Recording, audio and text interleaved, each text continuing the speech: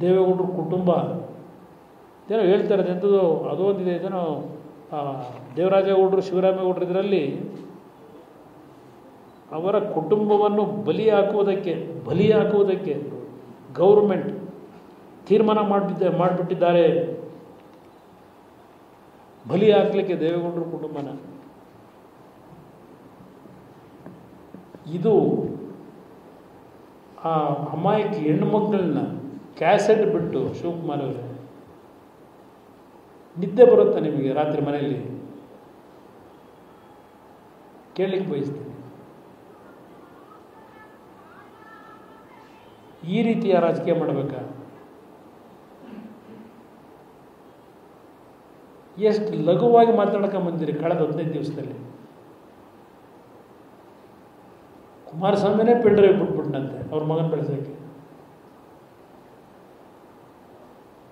ದಯವಿಟ್ಟು ಈ ಸರ್ಕಾರಕ್ಕೆ ಹೇಳ್ತೇನೆ, ನಾನು ಇನ್ನೂ ಒಂದು ಮಾತು ನಮ್ಮ ತಂದೆಯವ್ರಿಗೆ ಮನವಿ ಮಾಡಿ ಅಂತ ಹೇಳಿದೆ, ಪ್ರಜ್ವಲ್ ರೇವಣ್ಣ ಅವರಿಗೆ.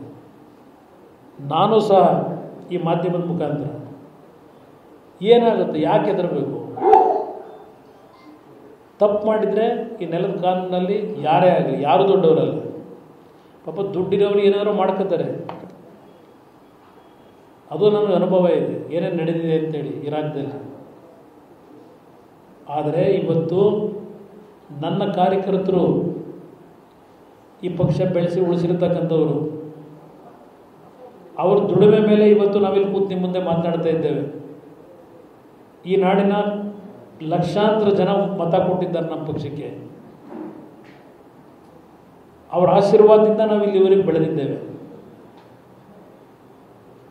ಎಷ್ಟು ದಿನ ಇವತ್ತು ಹೊರಗೆ ಇರಬೇಕು? ಕೈ ಜೋಡಿಸಿ ನಾನು ಮನವಿ ಮಾಡ್ತೇನೆ ಮಾಧ್ಯಮ ಸ್ನೇಹಿತರ ಮುಖಾಂತರ, ಇವತ್ತು ದೇಶಕ್ಕೆ ವಾಪಸ್ ಬಂದು ಯಾವ ಒಂದು ತನಿಖೆ ಇದೆ ಆ ತನಿಖೆಗೆ ಸಂಪೂರ್ಣವಾಗಿ ಸಹಕಾರ ಕೊಟ್ಟು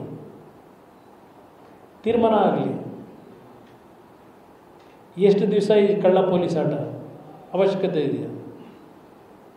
ನಾನು ನನ್ನ ತಂದೆಯವ್ರಿಗೆ ಹೇಳಿ ಮನವಿ ಮಾಡಬೇಕು ಅಂತ ಇದ್ದೆ.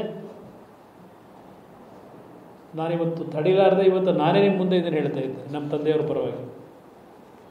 ಅವ್ರಿಗೇನು ಅವರ ಎಂಟೈರ್ ರಾಜಕೀಯದ ಬದುಕನ್ನು ಅವನು ಬೆಳಿಬೇಕು ಅಂತೇಳಿ ದಾರೆ ಎರೆದಿದ್ದಾರೆ. ಅವ್ರಿಗೆ ಗೌರವ ತರಬೇಕು ಅನ್ನೋದಿದ್ದರೆ ಎಲ್ಲಿದ್ದರೂ ಮುಂದಿನ 24 ಗಂಟೆಲೋ 48 ಗಂಟೆಲೋ ವಾಪಸ್ ಬರೋದ್ರ ಮುಖಾಂತರ ನನ್ನ ಪಕ್ಷದ ಕಾರ್ಯಕರ್ತರಿಗೆ, ಸನ್ಮಾನ್ಯ ದೇವೇಗೌಡರಿಗೆ